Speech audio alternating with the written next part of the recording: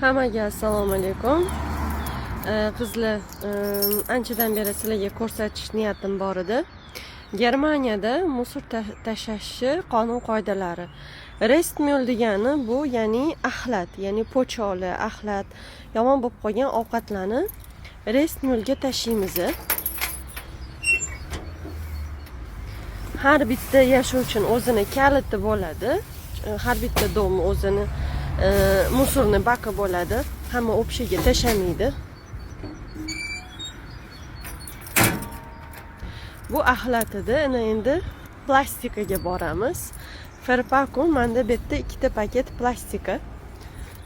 Mana dalishib ketgan plastikalarimizni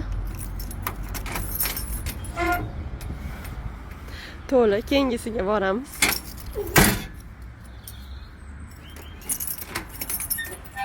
Bitta kamroq.